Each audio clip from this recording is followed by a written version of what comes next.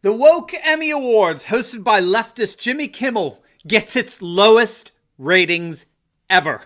In this video, we're going to take a look at the abject failure of the latest Emmy Awards, how this fail is but the latest in a whole line of failures for Trump-hating Jimmy Kimmel, and how Kimmel's but the latest proof for the age-old adage, get woke, go broke. You're not going to want to miss this. Greetings, everyone, patriots all across the globe. Dr. Steve here with you. Great to be with you as always. If this is your first time here with us and you're looking for some daily encouragement and optimism, as well as analysis to help you make sense of these crazy times, you have found your oasis in this channel. We post 2 videos a day, analyze the current events, analyze some super awesome conservative trends so we can all live in the present in light of even better things to come. So if you haven't already done so, you know what to do. Make sure to smack that bell and subscribe button.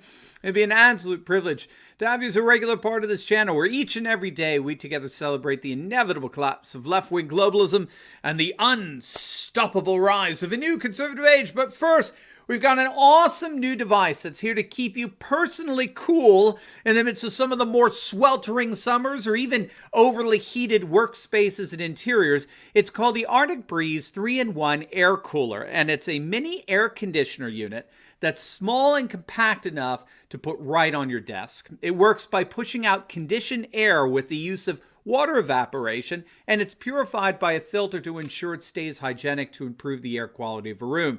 It comes with multiple adjustable modes to tailor to your environment and to your preferences, and it works as a portable air cooler, air purifier, and air humidifier. Plus, it has 3 different wind speeds and USB connectivity, so it can be powered by multiple devices. It's wonderful.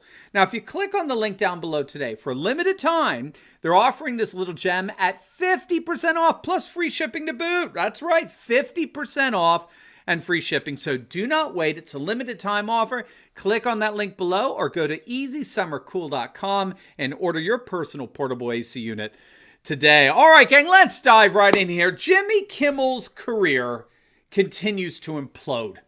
The latest disaster coming from the B-list comedian and late-night host involved his crack at hosting the Emmy Awards the other night. It's actually his second crack at it. And if you didn't know, Kimmel decided to make the Emmys about himself, or better, about his own bitter hatred of all things Trump.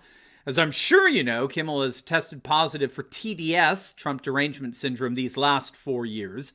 And he brought his TDS front and center at the Emmys. He started taking pot shots at our president several times during the broadcast. And so if he thought insulting half of the nation's electorate was a good idea, well, think again. The ratings are in, and it is now official. Jimmy Kimmel just hosted the single worst rated Emmy Awards show in history. Well done, my friend. It was, in the words of the Rap's Tony Maglio, a new low for the annual awards show. Ratings for this year's Emmys dropped a full 20% from last year's hostless version. There was, of course, no host last year because of the blessings of cancel culture that's infected our nation of late. The total audience was estimated to be around 6.1 million, which is actually about 6 times what Kimmel normally gets on his fledgling late-night program. So, you know, maybe there's a silver lining, at least for Kimmel here. Maybe not. We'll have to see if his show gets an audience boost. Now, as I said, this is but the latest of a long line of fails that Kimmel has experienced of late. Prior to this ratings disaster, a couple of months back, you may remember this, a recording of Kimmel resurfaced where he could be heard imitating the rapper Snoop Dogg's voice for a 1996 Christmas album, and he uses the N-word several times over in that recording. Fox News reported that Kimmel admitted that that was his voice in a January 2013 podcast. It was with host Adam Carolla, who talked about what he called Kimmel's crazy black voice, which Kimmel then broke into, and acknowledged that he had imitated several other black people on other occasions as well. Fox News also obtained the audio from the so-called Christmas album, and they did confirm that Kimmel used the N-word frequently throughout the song, which was supposed to mimic Snoop Dogg, which included lyrics talking about the N-word in the manger, right? You heard that right. Christ is the N-word in the manger. That's Jimmy Kimmel for you. To make matters worse, the linear notes confirmed that Kimmel was in fact a co-producer of the album and the writer of all the comedy material contained therein. And add insult to injury, he also appears on the album cover. So there's no walking away from this one for him. When the news broke of Kimmel's blatant violation of leftist standards of wokeness, Donald Trump Jr. wasted no time slamming Kimmel, and rightly so. He tweeted out, "To be clear, I'm 100% against punishing comedians for jokes, even bad jokes from unfunny hack comedians like Jimmy Kimmel. But according to the left's own woke rules that at Jimmy Kimmel wants to enforce others to live by, it's hard to see how at ABC Network allows him to keep his show." And again, to make matters worse, he retweeted Kimmel begging the D-list actor Tom Arnold to release a tape that Arnold was apparently privy to of President Trump supposedly using the N-word. Now, of course, no tape even remotely surfaced that came close to that. But keep in mind, Kimmel's N-word controversy came on the heels of two other controversies. First and foremost was his blackface controversy, where a video resurfaced showing Kimmel in blackface imitating basketball great Karl Malone. And these were from Comedy Central's The Man Show.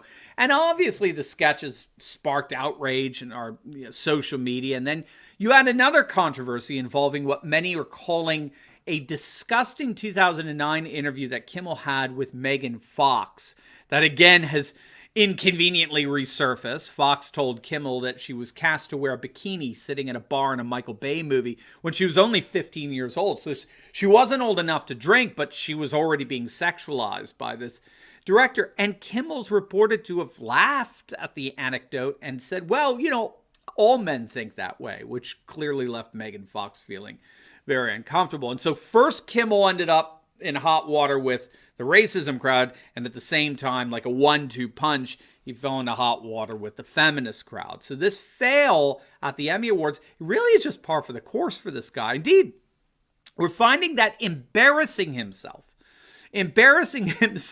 has become a bit of a habit for this woke warrior. But first, we cannot thank you enough for all of you have signed up for our brand new Turley Talks podcast. We're now one of the top 20 podcasts around for news and commentary, and we're fast becoming number one. And so if you own a business and are looking to advertise directly to a huge conservative audience, well, we have a number of exclusive launch packages for you that will put your business front and center before a huge audience of dedicated and loyal conservatives. All you got to do is click on that link below in the pinned comment section and sign up to get more information on how your business can flourish as a sponsor of our Turley Talks podcast. It'll be an absolute honor and privilege to work together with you to advance conservative businesses throughout our nation. All right, so as promised, just a few months back, Kimmel actually had to apologize over deliberately lying about Vice President Mike Pence. You probably saw this. We did a video on it. Kimmel and his staff decided, for whatever reason, to knowingly and intentionally mislead, frankly, to lie to their dwindling audience about Mike Pence wheeling what Kimmel claimed were empty boxes of PPE or personal protective equipment into a health center facility. And Kimmel mocked Pence because as he returned to the van that he was unloading the boxes from, he asked about the rest of them in the van, and he was told, well, those boxes are empty. And so Pence was like, well, should we carry them just for the cameras, for the photo op? Ha, ha, ha. Now, if you watch the full video, Pence was obviously kidding, as the full video showed that. He laughed, ha, ha, ha, and closed the back door of the van and walked away. Kimmel actually stopped the video after Pence asked if we should carry the empty boxes for the camera. So he stopped the video. He accused Pence of forgetting that his mic was on. And then what they they spliced earlier video when Pence was actually delivering full boxes of PPE. They edited that in after Pence said, shall we carry these boxes for the camera, delivering empty boxes, right, just for a photo op. And then Kimmel said, oh, look, he's pretending like they're so heavy. He lied to his audience and accused Pence of fabricating a fraudulent PR stunt gone wrong because he supposedly forgot he had a mic on. And so he portrayed the whole situation as a perfect metaphor for who Mike Pence really is and what he's doing. He's a big box of nothing, carrying big boxes of nothing. And even left-wingers thought, Kimmel just was way out of bounds with that.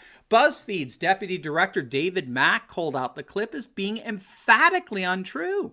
And so Kimmel was forced to apologize. A pretty pathetic one at that, by the way. Now, when all is said and done, the ratings fiasco for the Emmys, the plummeting audience for his late show, the absurd antics that Kimmel goes through to make Trump and Pence look bad. When all said and done, all this cringeworthiness can actually be traced back to what's called the increasing partisanization of television. Okay, so we're seeing partisanization quite literally everywhere, but it's especially the case with television, Hollywood, and the whole, the entertainment industry as a whole. So whereas once comedy greats like Johnny Carson had wide appeal, precisely because he could tastefully and whimsically make fun of both sides of the political aisle, right? In a way that was just good fun. And I mean, there's plenty to laugh at when it comes to politicians, am I right? By contrast, the partisan divide is now so wide that late night shows are actively targeting a single political side. They're all going for, in their own way, the leftist, liberal, cosmopolitan audience. And they're doing it at the expense of the deplorables, the rural, the traditional, the heartland audience that Johnny Carson was so good with, being from Nebraska. And so it's not just Kimmel, to be honest with you. All three late night TV hosts are all trying to compete with one another to see how much of this left-wing, elitist, liberal, cosmopolitan audience they can get. And it's just caused their shows to absolutely fall apart when it comes to the quality of their comedy and their cultural commentary. Today it's just banal, it's predictable, it's obnoxiously woke. And the obvious irony in all this is that it's only shrinking their audiences, because as it turns out, woke audiences aren't that impressed with the current crop of woke panderers like Jimmy Kimmel. And so all of this is to say that the ratings disaster for the Emmys was really absolutely predictable. And Jimmy Kimmel becomes yet another case study in the age-old adage. Say it with me. Get woke. Go broke. Now, before you go, make sure to like this video, comment down below, and subscribe to my channel. And you will definitely want to check out my latest video. I just uploaded it on how the ultra-left MSNBC is suffering a total and complete meltdown over Ruth Bader Ginsburg. You're not going to believe this. So make sure to click on the link, and I will see you over there. God bless.